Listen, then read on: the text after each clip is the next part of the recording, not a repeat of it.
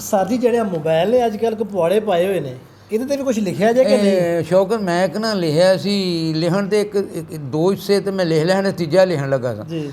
ਉਹ ਇੱਕ ਨਾ ਸਾਜਾ ਮਾਜਾ ਤੇ ਮੈਂ ਨਾ ਬਣਾ ਕੇ ਇੱਕ ਫੀਕਾ ਪਾਉਣ ਲੱਗਾ। ਫੀਕੇ ਵਾਲਾ ਮੇਰੇ ਤੋਂ ਲਿਖਿਆ ਨਹੀਂ ਗਿਆ। ਅੱਛਾ। ਪਹਿਲਾਂ ਸਾਜਾ ਜਿਹੜਾ ਨਾ ਉਹ ਆਂਦਾ ਉਹ ਪੁਆੜੇ ਪਾਏ ਨੇ ਮੋਬਾਈਲ ਨੇ, ਤੇ ਮਾਜਾ ਜਿਹੜਾ ਨਾ ਉਹਦੇ ਖਿਲਾਫ ਲਿਖਦਾ। ਇਹ ਇੱਕ ਸੀ ਮੋਬਾਈਲ ਦੇ ਪੁਆੜੇ। ਇਹ ਇੱਕ ਨਾ ਡਿਬੇਟ ਮਿਲੀ ਸੀ ਕਾਲਜਾਂ ਦੇ ਵਿੱਚ ਨਾ, ਤਕਰੀਰਾਂ ਹੁੰਦੀਆਂ ਨੇ ਇੱਕ ਉੱਧਰੋਂ ਦੀ, ਤੂੰ ਕੋਈ ਹੱਕ 'ਚ ਬੋਲਦੇ ਮੁਖਾਲਫ ਬੋਲਦੇ।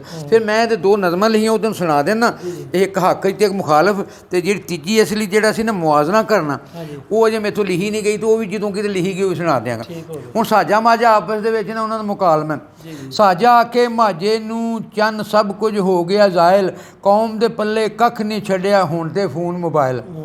ਤੇ ਫੋਨ ਮੋਬਾਇਲ ਹਰ ਥਾਂ ਪਾਏ ਅੱਜ ਕੱਲ੍ਹ ਯਾਰ ਪੁਆੜੇ, ਤੇ ਖੁਸ਼ੀਆਂ ਦੇ ਵਿੱਚ ਹੱਸਦੇ ਵਸਦੇ ਕਈ ਘਰ ਇਸ ਉਜਾੜੇ, ਤੇ ਇਸ ਉਜਾੜੇ ਪਾਰੋਂ ਹੋਏ ਠੰਡੇ ਚੁੱਲ੍ਹੇ ਤਵੀਆਂ, ਹੁਮ ਹੁਮਾ ਕੇ ਆਈਆਂ ਇੱਥੇ ਰੀਤਾਂ ਨਵੀਆਂ ਨਵੀਆਂ, ਤੇ ਨਵੇਂ ਨਵੇਂ ਨਿੱਤ ਪੈਕੇਜ ਦੇ ਕੇ ਚੱਲੀਆਂ ਨਵੀਆਂ ਚਾਲਾਂ, ਛੱਡ ਕੇ ਧੰਦੇ ਲੋਕੀ ਕਰਦੇ ਲੰਮੀਆਂ ਲੰਮੀਆਂ ਕਾਲਾਂ, ਤੇ ਕਾਲਾਂ ਤੇ ਮਿਸ ਕਾਲਾਂ ਕਰਕੇ ਕੀਤਾ ਤੰਗ ਜ਼ਮਾਨਾ, ਕਾਰਡਾਂ ਇਹਦੀ ਲੋਡਾਂ ਪਾਰੋਂ ਹੋਇਆ ਖਤਮ ਖਜ਼ਾਨਾ, ਤੇ ਖਤਮ ਖਜ਼ਾਨਾ ਕਰਕੇ ਖਤਮ ਖਜ਼ਾਨਾ ਕਰਕੇ ਆਪਣੇ ਦੇਸ਼ 'ਚ ਭੁੱਖਾਂ ਪਾਈਆਂ, ਭੁੱਖ ਤੇ ਦੁੱਖ ਦੇ ਹੱਥੋਂ ਘਰ ਘਰ ਦੇ ਵਿੱਚ ਹੁਣ ਲੜਾਈਆਂ ਮਿਸ ਕਾਲਾਂ ਤੇ SMS ਦੇ ਪਾਰੋਂ ਝਟਪਟ ਦੇ ਵਿੱਚ ਬਣ ਜਾਂਦੇ ਨੇ ਦੁਸ਼ਮਣ ਲੋਕੀ ਯਾਰੋਂ, ਤੇ ਯਾਰੋ ਅੱਜ ਮੋਬਾਈਲ ਸਾਡੇ ਪਾਏ ਢੇਰ ਪੁਆੜੇ, ਇਹਨੂੰ ਮਗਰੋਂ ਲਾਓ ਇਹਨੇ ਵਸਦੇ ਘਰ ਉਜਾੜੇ, ਤੇ ਘਰ ਉਜਾੜੇ ਜਿੰਨੇ ਅਨਵਰ ਉਹਨੂੰ ਜੇਬ ਵਿੱਚ ਪਾਵੇਂ, ਜਿਹੜਾ ਤੇਰਾ ਜਾਨੀ ਦੁਸ਼ਮਣ ਉਸ ਨੂੰ ਯਾਰ ਬਣਾਵੇਂ। ਇਹ ਸੀ ਨਾ ਸਾਜੇ ਨੇ ਆਖਿਆ।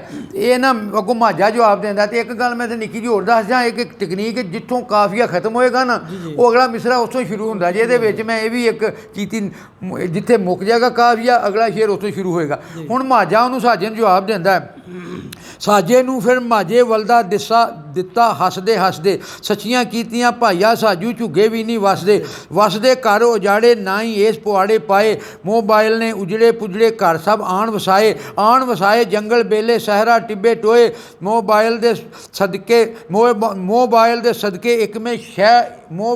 ਸਦਕੇ ਇੱਕਮਿਕ ਸ਼ਹਿਰ ਗਰਾਂ ਸਭ ਹੋਏ, ਤੇ ਹੋਏ ਕੰਮ ਆਸਾਨੀ ਦੇ ਨਾਲ ਔਖੇ ਮੁਸ਼ਕਲ ਭਾਰੇ, ਇਹਦੇ ਹੀ ਗੁਣ ਗਾਵਣ ਬੱਚੇ ਗੱਭਰੂ ਬੁੱਢੇ ਸਾਰੇ, ਤੇ ਸਾਰੇ ਜੱਗ ਵਿੱਚ ਮੋਬਾਈਲ ਨੇ ਆਪਣੇ ਰੰਗ ਵਿਖਾਏ। ਇੰਟਰਨੈਟ ਤੇ ਟੈਲੀਵਿਜ਼ਨ ਵੀ ਹੁਣ ਇਸ 'ਤੇ ਆਏ ਜਿਹੜੇ ਜ਼ਿੰਦਗੀ ਭੋਗਣ ਉਹਨਾਂ ਦੇ ਲਈ ਜ਼ਹਿਮਤ, ਜਿਹੜੇ ਉਮਰ ਹੰਢਾਵਣ ਆਏ ਇਹ ਉਹਨਾਂ ਲਈ ਰਹਿਮਤ, ਤੇ ਰਹਿਮਤ ਨੂੰ ਜੋ ਜ਼ਹਿਮਤ ਆਖੇ ਉਹ ਇਹ ਅਕਲ ਦੇ ਅੰਨੇ ਗੰਢ ਦੇ ਪੂਰੇ ਦੀ ਮੈਂ ਗੱਲ ਕਿਉਂ ਮੰਨਾਂ, ਤੇ ਮੰਨਾਂ ਉਹਦੀ ਜਿਹੜਾ ਮੋਬਾਈਲ ਨੂੰ ਚੰਗਾ ਜਾਣੇ, ਜਿਹੜਾ ਇਹਨੂੰ ਨਿੰਦੇ ਉਹ ਇਹ ਪਾਗਲ ਮੇਰੇ ਭਾਣੇ, ਤੇ ਮੇਰੇ ਭਾਣੇ ਅੱਜ ਕੱਲ੍ਹ ਅਨਵਰ ਮੋਬਾਈਲ ਦਾ ਦੌਰ ਏ, ਬੰਨੇ ਭਾਰ ਮੁਸਾਫਰਾਂ ਹੁਣ ਤੇ ਮੁੰਨਾ ਕੋ ਲਾਹੌਰੇ, ਬੰਨੇ ਭਾਰ ਮੁਸਾਫਰਾਂ ਹੁਣ ਤੇ ਮੁੰਨਾ ਕੋ ਲਾਹੌਰੇ।